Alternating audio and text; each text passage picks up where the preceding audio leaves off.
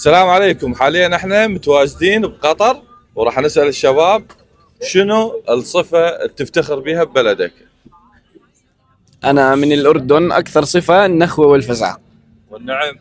أنا من ليبيا، أكثر صفة الكرم.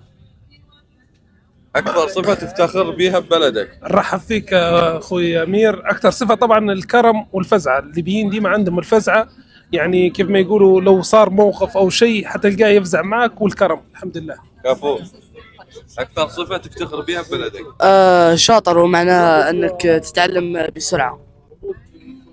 أكثر صفة تفتخر بها ببلدك؟ الحرارة. يا بلد. الجزائر. نعم. انه احنا اهل نخوة من الاردن. النشامة. نشام. زي الليبي. زي الليبي. المصري. الجدعنة. الجدعنة. الكرم. الكرم والنعم.